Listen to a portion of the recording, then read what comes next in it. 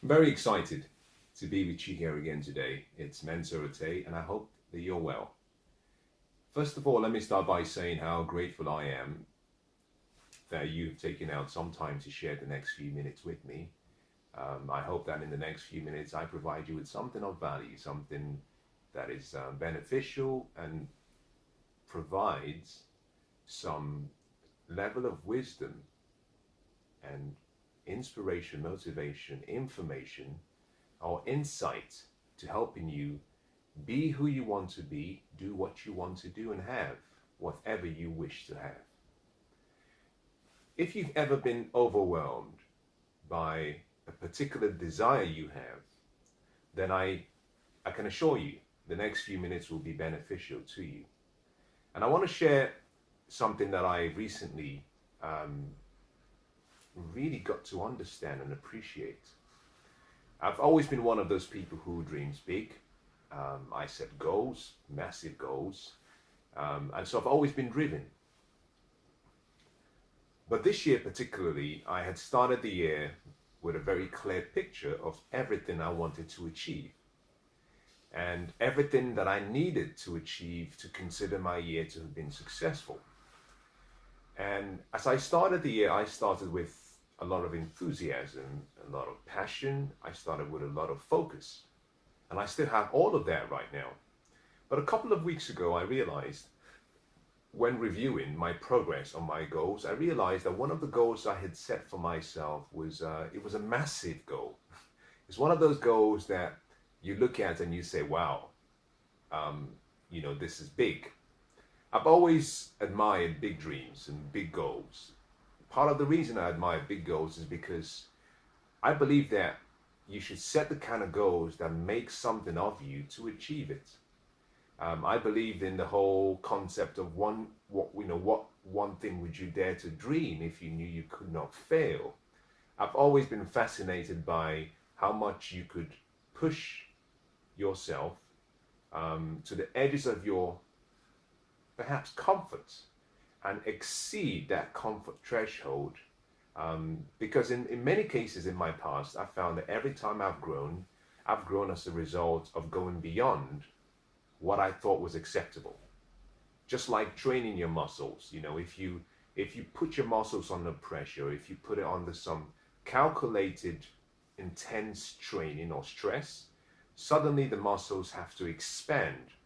And it was one great author who said that a mind expanded beyond the edges of its capability never returns back to the same place. So I've always been fascinated about pushing myself. And for so many years, I would say that I grew much quicker than I should have because of that concept. But sometime this year, having set my goals, I noticed something. I noticed that on one particular goal, because the goal was so big, that it was demanding much more of me and from me. Now, demand is good because demand produces change. Demand produces discovery. Demand produces discipleship in what you're doing, and that discipleship leads to mastery. But I found that in this particular goal that I suddenly was losing my joy. And that is what I want to share with you.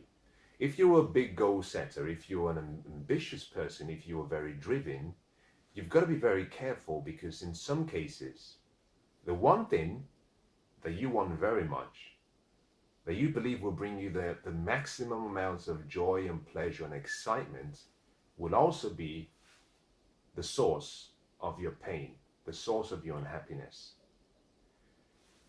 I realized that the more I pursued this particular goal, because I had set the goal so big, and I was trying so hard, that it took my focus away from who I was trying to become in the process. And instead, I was focusing on the destination, which is a recipe for disaster. Success is not a destination. Success is a journey. It's the progressive realization of a worthy goal, a worthy ideal. That is the general definition we have about success. Now, I redefined that a number of years ago when I wrote my first book. The name of the book is called The Best Chance. If you haven't read it, it's probably worth reading. I think there's so many great wisdom points and keys in that book that can radically change your life. But I redefine success in my book as this: the joy that is unveiled. Remember this: the joy that is unveiled in pursuit of and during the progressive realization of a worthy goal, dream, or ideal. And the most important part of that whole definition is joy. Success is an experience, it's a process. If you take out joy from the whole success equation, then what you have is failure, because success without fulfillment is the ultimate failure. You know, how many times have you set yourself up to achieve something? You've worked really hard, you've labored, you've given it all your all, you've achieved it, and although you've achieved it, you feel a level of emptiness within you. Or in many cases, every time I've experienced that, I've found that part of the reason was because I neglected what was the most important thing in the whole process. I forgot that the fulfillment part of the equation of success is equally as important as the achievement part, the production part, the growing, the progress. So you have to have a balanced attitude towards success. Yes, you want to grow. Yes, you want to become more. You want to do more. You want to have more. But you must ensure that the person you're becoming in pursuit of that goal is not compromised, that you're not becoming someone that you will not admire. So on this particular instance, I woke up very early in the morning, because I do something every day. Every morning I wake up, I write my goals down. I review my goals and I write them down. In the evening before I go to sleep, I write my goals down again. So I have a minimum 2-cycle process of reviewing and writing my goals down. Part of the reason is simply this: you want to put in front of you what you want to experience in you, but also what you want to experience ahead of you. Let me explain what I mean by that. Your mind is very, very, very, very powerful. The mind is generally attracted to pictures or words. Because your mind has about 50 to 70,000 thoughts every day, you have to discipline your mind on what it focuses on. So if you put in front of you, in front of your eyes or in your imagination, the pictures of what you want to experience, then that becomes the current dominant thoughts in your mind. So I review my goals first thing in the morning. Reason: because I want inspiration, I want focus, I want dedication. I want to start my day knowing that I'm working for my goals, not working for someone else. It's probably worth me I'm just going to divert away from what I'm sharing with you and just make a statement.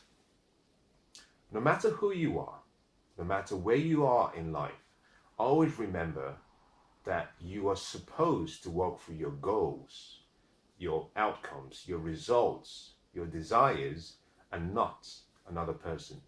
So whether you have your own business, whether you work for an employee, always remember that you should be working for your goals. You can work for a company, but you should also have simultaneously your dreams, your goals, and your desires as your employer as well.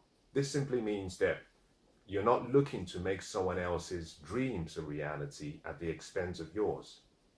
You know, if you don't have a plan for your life, you know, you might fall into someone else's plan. And as the great Jim Rohn said, guess what they have planned for you? Not much. So always remember that your goals should be your employer. That means that you have to have goals, you have to have outcomes, you have to have results, you have to be clear about what you want. Otherwise, you're simply what I call you're trading activity for productivity. Not the same thing. On this particular day, on this particular morning, I woke up and I was writing down my goals and reviewing them. And I suddenly, when I got to this particular goal, I had a feeling of, the lack of joy. And then I looked at the goal again. Now, in the past, I've always been one of those people who every goal I set, I do everything I can to achieve it, just as a result of integrity within myself. I do everything I can to achieve it at any cost. The more I've grown, the more I've started to appreciate that these goals are my goals. These goals were selected by me. I work for myself. I don't work for anyone. I have a company. I'm an entrepreneur. I have my own business. So I don't have to report to anyone but myself. And therefore, I can change my goals.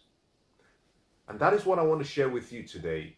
You have to give yourself the permission to change anything in your life that is not serving you, but more importantly, to change any goal you have, any decision you've made that is robbing you of joy, because in the absence of joy, you have failure.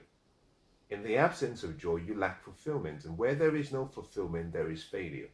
So I looked at this goal and I said to myself, when I set this goal at the start of the year, and I had this big ambition, and I'm 4 months down the line, and I've made some great progress, but I'm slightly below my target. And part of the reason I review my goals, I'll just go back one more step so you can understand and you can flow with me.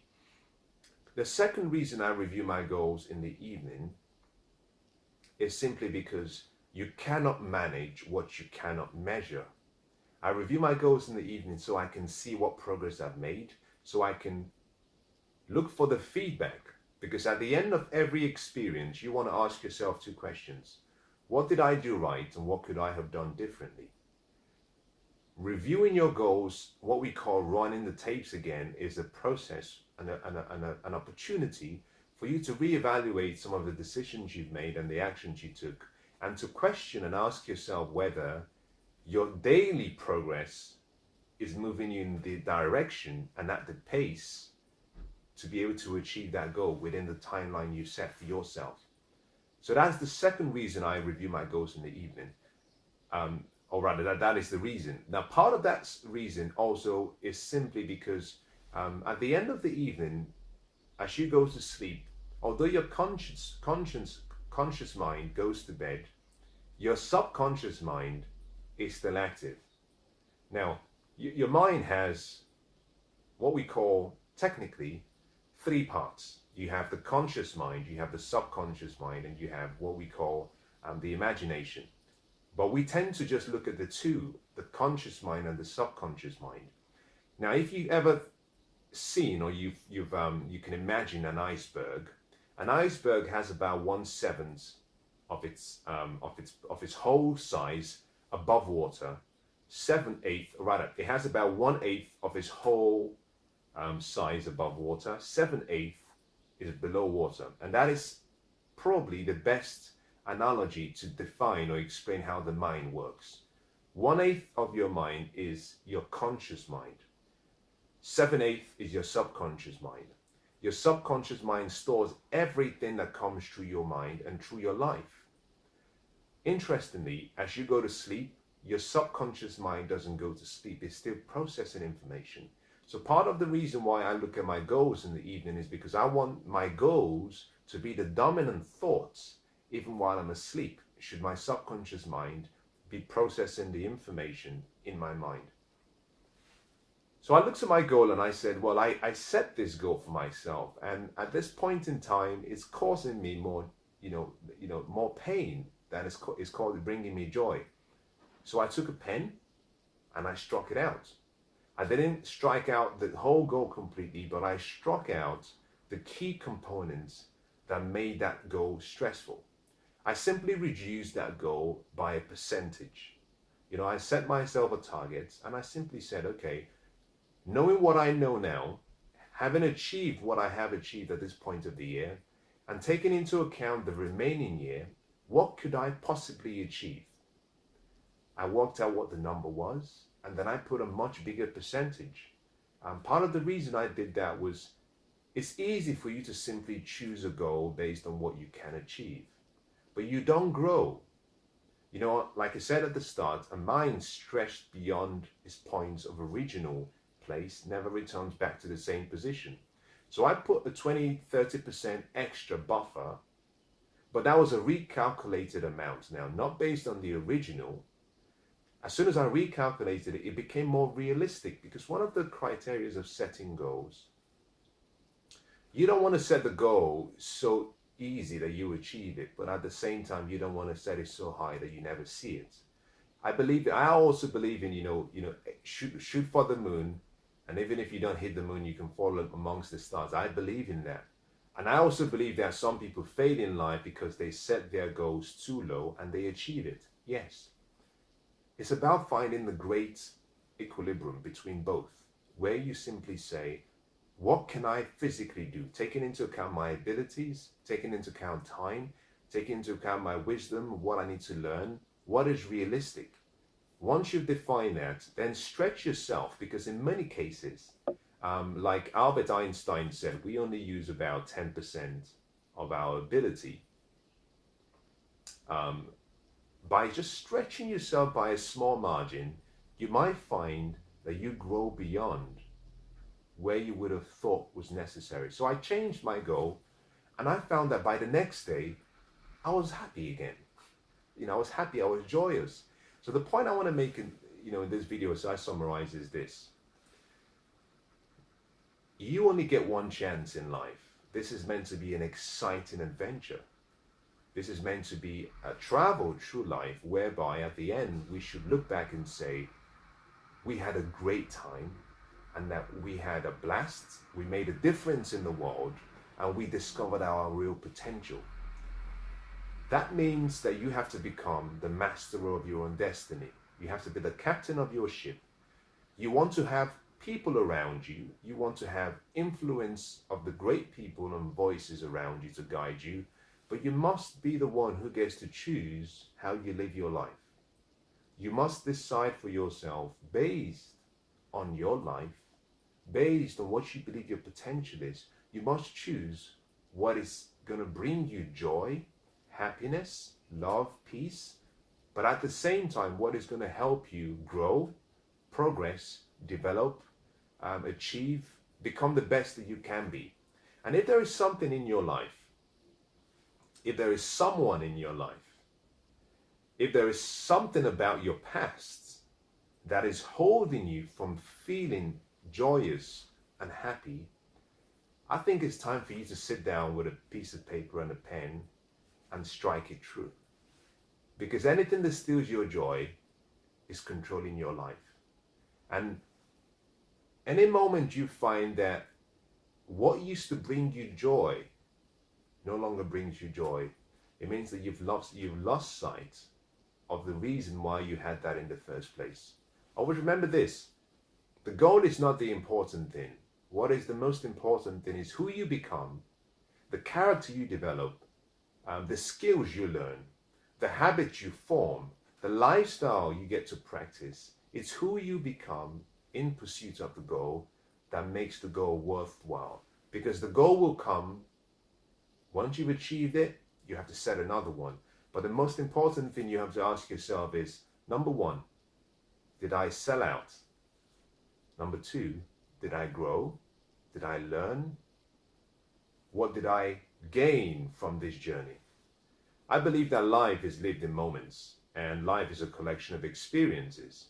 And each experience has moments within.